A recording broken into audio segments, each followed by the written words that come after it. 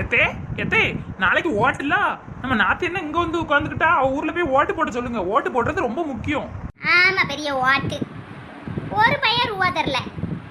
ஆமா எப்போதும் தருவாவோ ஒரு 500 ரூபாயாவது ஒரு ஓட்டுக்கு. இல்லாட்டி 1 ரூபா எவ்வளவு தரலையே. ஓட்டு போட வேண்டாம், ஒண்ணும் போட வேண்டாம். ஓஹோ, 2 பேரும் ஓட்டுக்கு ரூபா வாங்கிட்டு தான் போடுவீங்க எப்போதும். என்ன இது தெரியாம போச்சு எனக்கு. என்ன நாள் முடி இந்த பக்கம் காத்து வீசுது. ஒண்ணுதாயத்த இந்தாங்க. உங்க வீட்டில் ஒரு ஓட்டுக்கு 500 ரூபா, 3 ஓட்டுக்கு 1500. நாங்க பிடிங்க. என் நாலு முடி ஏன் எனக்கு ஒரு ஓட்டு உள்ள 2000 என் வீட்டுக்கு கொடுக்கணும். நீ என்ன 1500 ரூபா கொடுத்துக்கிட்டு இருக்க?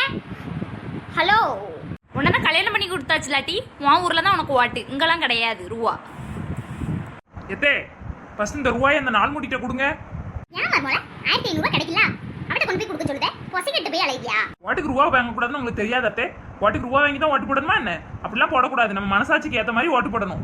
போங்க, நீங்க எந்த காலத்துல இருக்கீங்க? ஓட்டுக்கு அவன் 1 லட்சம் 2 லட்சம் வாங்கிட்டு இருக்கா, நம்ம 500 ரூபா வாங்குதோம். அதுக்கு உங்களுக்கு ஒரு கலையா? நாள்முடி மரியாதையா ரூபாயை வாங்கிட்டு போயிரு. ஓட்டுக்கு ரூபா கொடுக்கறதும் தப்பு, வாங்குறதும் தப்பு.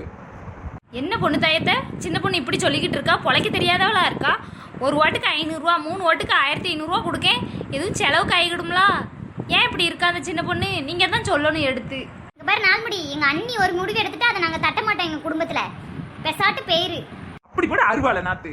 ரூபாய் எடுத்துட்டு இனிமேல் என் வீட்டு பக்கம் வா. பறக்க மடைக்கு போன் அடிச்சு சொல்லிருவேன். இந்த மாதிரி ஓட்டுக்கு வந்து வீடு விட ரூபா கொடுத்துட்டாலே தானு.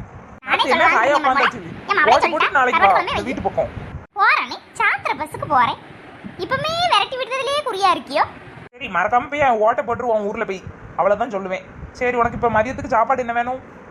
மணக்க கருவாட்டு குழம்பு வச்சு வைங்க. நீ எனக்கு ரொம்ப பிடிக்கும். நானே சொல்லலான் இருந்தேன் மருமலை. என் அவளே சொல்லிட்டா கருவாட்டு குழம்பு வச்சிரு. என் மருமலை நினைச்சா எனக்கே பெருமையா இருக்கே. ஓட்டுக்கு ரூபா வாங்க கூடாதுன்னு சொல்லுதா. பாரு எப்படியெல்லாம் இருக்கா என் மருமவ. எனக்கு அவ்வளவு ஒரு சந்தோஷமா இருக்குட்டி. சரி, உன் மருமலை புகழ்ந்தது போதும், வயிறு பசிக்கி. அண்ணி சீக்கிரம் சாப்பாடு செஞ்சு எடுத்துட்டு வர சொல்லு.